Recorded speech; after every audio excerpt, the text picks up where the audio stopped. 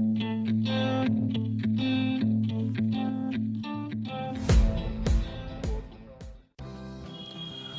दोस्तों, welcome to my channel.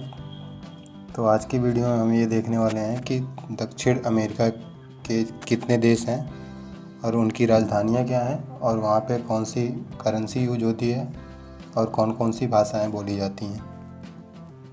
तो इसी रूप में हम पहला देश देखते हैं, अर्जेंटीना, जिसकी कैपिटल है ब्यूनस आयर्स और इसकी करेंसी पीसो और यहाँ पे बोली जाने वाली लैंग्वेज है स्पेनिश।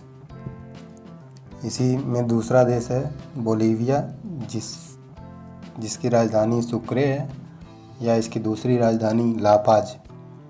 यहाँ पे यूज होने वाली करेंसी है बोलीवियानो बीओवी और यहाँ पे स्पेनिश ज़्यादातर लैंग्वेज यूज होती है।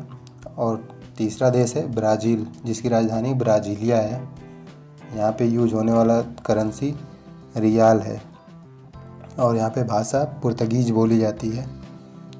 इसी क्रम में अगला देश है चिली, जिसकी राजधानी सेंटियागो है और यहाँ पे पीसो करेंसी यूज होती है, जहाँ पे स्पेनिश भाषा बोली जाती है।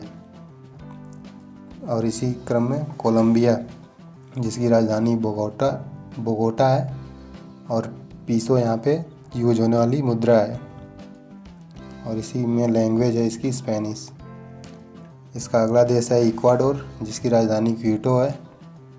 यूनाइटेड स्टेट का यहाँ पे डॉलर सीधे यहीं पे यूज होता है और करेंसी के रूप में, और यहाँ पे लैंग्वेज है स्पेनिश। इसके अगले देश में है फ्रेंच गुयाना, जिसकी राजधानी केयन है और यहाँ पे यूज होने वाली मुद्रा यूरो है और यहाँ पे बोली जाने वाली भाषा फ्रेंच है। इसी के अगले क्रम में गुयाना, जिसकी जॉर्ज टाउन राजधानी है और गुयानीज डॉलर यहाँ पे यूज होता है करेंसी के रूप में, जिसमें इंग्लिश ज़्यादातर बोली जाने वाली लैंग्वेज है यहाँ पे। इसके अगला देश है पराग्वे, जहाँ पे जिसकी राजधानी असूसियन है और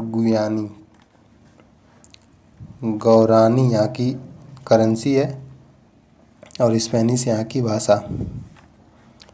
पेरू या इसी की राजधानी है लीमा, जहाँ पे न्यूवो सोल यहाँ की करेंसी है और स्पेनिश यहाँ पे भाषा यूज की जाती है।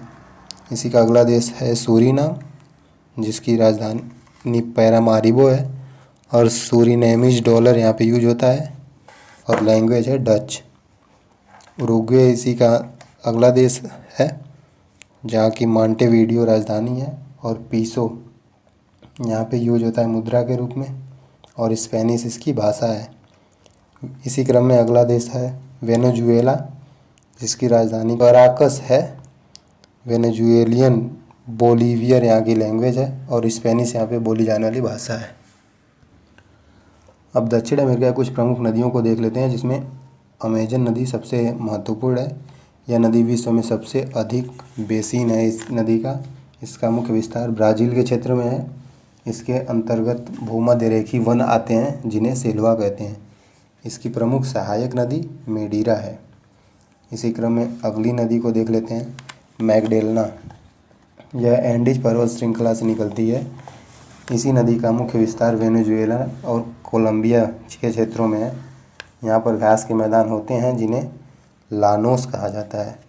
वेनेजुएला में इसका 60% भाग है और 40% भाग कोलंबिया में देखने को मिलता है। अगली नदी है ओरिनिको। इस नदी का उद्गम गुयाना की उच्च भूमि से हुआ है।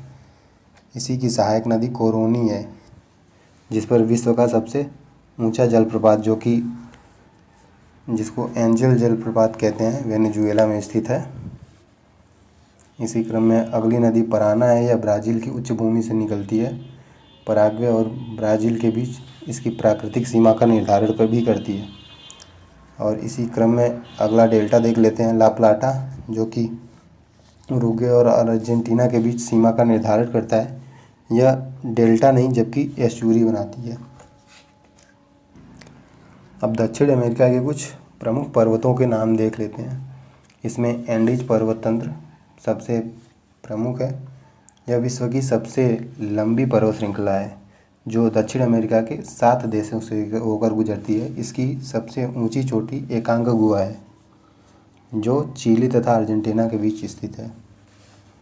इसी में अगली पर्वत श्रेणी है चिम्बाराजो। इसकी स्थिति इक्वाडोर में है। यह एक ज्वालामुखी पर्वत है। इसी के उत्तरी भाग में कोटापेक्सी भी स्थित है, जो विश्व की सबसे अधिक ऊंचाई पर स्थित ज्वालामुखी पर्वत श्रृंखला है। इसमें अगला देख लेते हैं पर्वत श्रेणी ओजास डेल सलाडो। इसकी स्थिति अर्जेंटीना में है। यह विश्व की सर्वाधिक ऊंचाई पर स्थित सक्रिय ज्वालामुखी है। अब दक्षिण अमेरिका की प्रमुख झीलों को देख लेते हैं। इसमें माराकैबो प्रमुख है। यह दक्षिण अमेरिका की सबसे बड़ी झील है। इसकी स्थिति वेनेजुएला में है। दूसरी झील है टिटिकाका। यह झील पेरू तथा बोलीविया में स्थित है। इसे विश्व की सबसे अधिक ऊंचाई पर स्थित नौगम्य झील माना जाता है। और तीसरी झील है पोपो। इसका प्रमुख विस्तार बोलीविया में है। यह पर्यटन के लिए महत्वपूर्ण रूप से जानी जाती है। अब दक्षिण अमेरिका के कुछ पठार या तथा मरुस्थलों को देख लेते हैं। इसमें अटाकामा का मरुस्थल सबसे महत्वपूर्ण है। इसका विस्तार उत्तरी चिली और दक्षिणी पेरू के बीच स्थित है। इसे विश्व का शुष्कतम मरुस्थल माना जाता है। दूसरा है पैटेगोनिया का मरुस्थल। इसका विस्तार अर्जेंटीना में है। यह चरागाह भूमि के रूप में भी यूज किया जाता है। तीसरा पठार है बोलीविया का पठार। यह पठार मुख्य रूप से टीन के उत्पादन के लिए सबसे प्रसिद्ध है।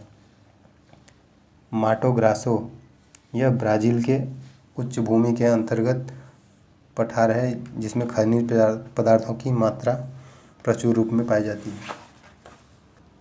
तो दक्षिण अमेरिका में मुख्य रूप से इतनी ही जानकारियाँ हैं। बाकी अगर कुछ छूटा रहता है तो मैं इसको अगली वीडियो में कवर कर दूँगा। बाकी मिलते हैं नेक्स्ट वीडियो में। तब तक के लिए